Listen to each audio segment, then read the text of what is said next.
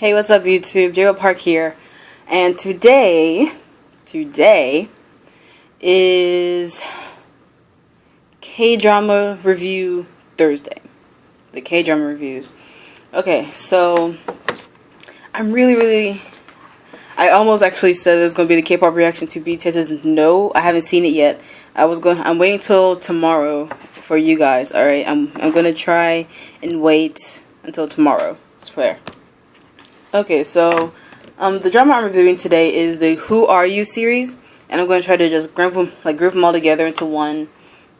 So we don't have to worry about this, how many over here, and going episode by episode a little too much, especially because I'm already on episode 14, which...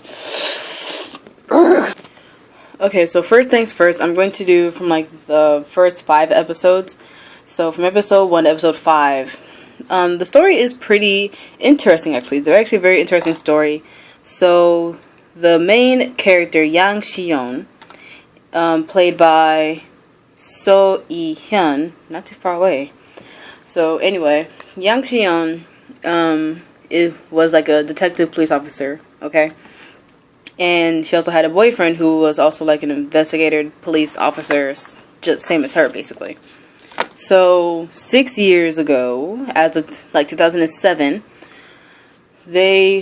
her boyfriend, Hyungjun, I think that's how I say his name, Hyungjun, someone correct me please if I'm saying it wrong, goes on this smuggling case with Moon-sik, who, I don't remember his real name, which is really sad, but he was also on Coffee Prince. He played Mr. Hong, if you guys ever are able to watch or have seen Coffee Prince. It's that guy.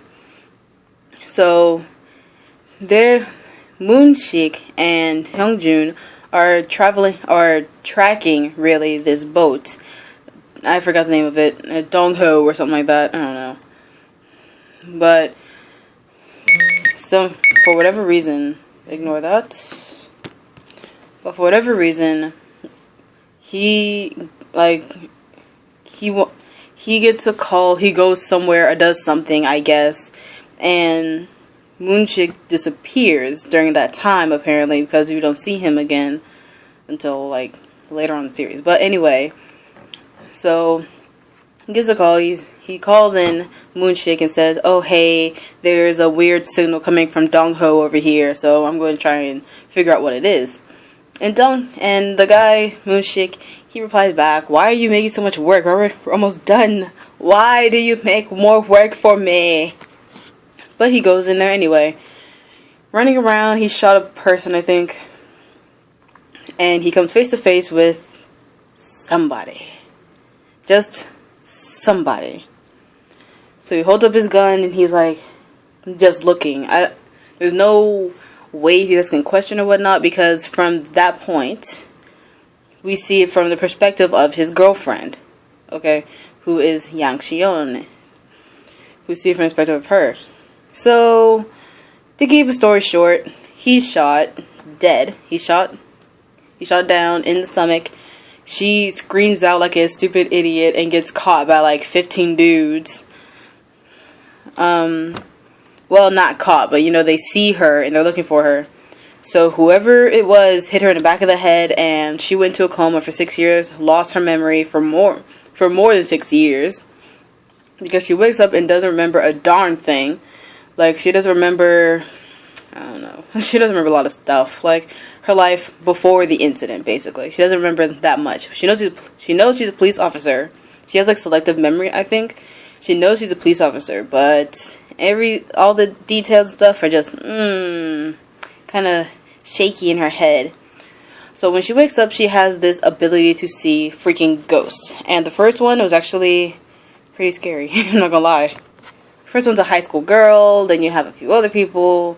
You have the weird girl who was disfigured, and every time she found another body part on the ghost was missing. So it was kind of creepy. But that first girl was quite the story. It was actually pretty painful to watch. It was actually kind of sad. I cried a little bit when I was looking at the story, which unfolds in between episodes 1 to 3. I think that story unfolds a bit more. because it takes some ghosts take a few episodes to get their story going, but when it does, it's good. So from 1 to 5, she's kind of on this strange path that kind of helps her find her memories again, but in the same time, she's seeing and helping ghosts.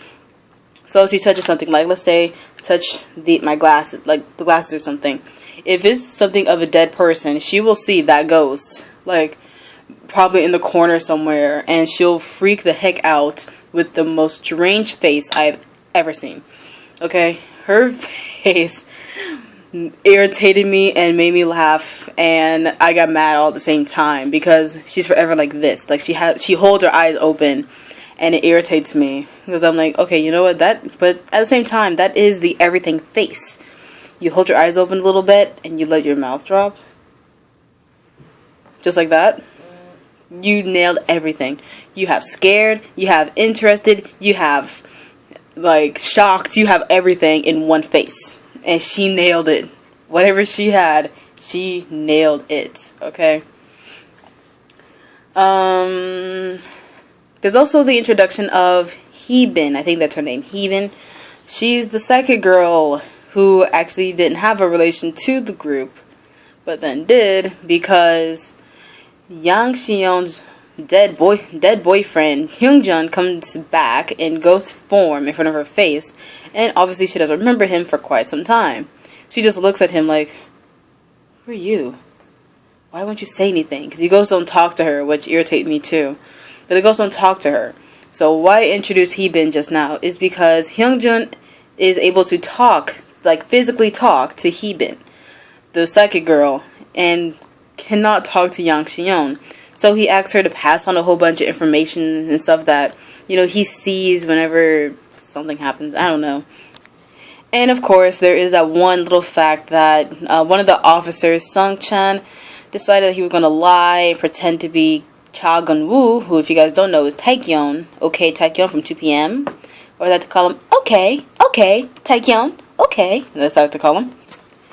And she finds out that he lied to her, got mad or upset or something, and she's pretty much been a part of the story ever since, which I didn't think would be possible. Thought that would be the end of her, but no, she plays quite the important role as she passes on information in between Hyungjun to Yang Xiyeon and Gunwoo, and Cha Gunwoo, so that happens. There's so much stuff that goes on in the first 5 episodes. It's actually kind of confusing. I have more than one time that I've actually lost the point of the whole story. So I'm like, what exactly was the point of the story then? But anyway, the first 5 episodes are really actually very, very good. I love the cinematography. Let's do some mini parts of reviews, shall we? As for suspense / horror, because I think that's what this really is, I'm definitely giving this like a 4 out of 5 for me. Because for me, it was probably because I'm easily scared, but still, I think that this actually be very, very scary in the fact that there was also the bathroom scene. Whenever she sees the ghost, the lights flicker on and off randomly, so it just like flickers on and off, and sometimes it stays off, and when it comes back on, she sees a ghost. So stuff like that happens. Things move, wind blows, everything happens when the ghost appears. So you have some very visible clues, but because they are so visible before a ghost shows up, sometimes, not all the time, but sometimes when a ghost, right before a ghost shows up, it's kind of visible. It's kind of obvious that you're going to have a ghost come in, and I don't necessarily like it, so that's why I'm giving you the 4 out of 5 rather than 5 out of 5. Mystery, which I also think this is part of that too, especially because the name of the drama is Who Are You? I definitely give that a 5 out of 5 for the first 5 episodes. Definitely. Especially with the first ghost, that high school girl. I don't know if you guys can hear these freaking people outside, but that first ghost, that high school girl, her story lasted, I believe it lasted from 1 to 3, and considering that these episodes kind of increase in time as the show goes on, the first are like 45, 50 minutes long, you know, it's not that long, but then it gets longer somehow. I think it feels longer anyway, because more stuff is revealed and so on. But like I said, from episodes 1 to 5 or 1 to 3, her story is actually very, very suspenseful. It's kind of mysterious. There's a lot of interconnecting parts. There's a lot of going back over things. So there's a lot of this. All right. So in Who Are You, there's a lot of the story, and then someone has to remember something that happened from their point of view, and it kind of laps back over with wherever the story actually was. So you have the point of story from, okay, let's say you have it from my perspective. All right. So if I died, I have one way of seeing it, but obviously you're not going to see it because, you know, I'm appearing to her as a ghost. So I can't talk to her. I cannot physically say this is it. If someone happens to come around that's connected to it, though, I can make a face, like, or something, I don't know. That's what they seem to do. They seem to make a face. And by some unbelievable reason, ghosts can type in this story too, so they type in things and whatnot, but that's later on that I can explain that too. So for the first 5 episodes, I'm going to give the rating for Who Are You a definite 10 out of 10 though. So the 10 out of 10 comes from the fact that this story is really suspenseful. The story will keep you interested, and you want to know how and where she got her memory back anyway. I still don't know how she got her memory back, and I'm on 14 by now, alright? I'm on episode 14, and I still don't know how she got her memory back. Well, I kind of forgot, but the story will keep you very interested, and even after she gets her memory back, then your mind becomes blown, okay? But that's going to be in the next review that I'm going to do right after this video, because I'm going to catch up with where I am now. So that's going to be from episode 6 to 10. Expect it, please. I will see you guys in a few minutes with Who Are You drama review from episode 6 to 10. Alright, so this has been Jayba Park. You guys are amazing. I will see you guys later.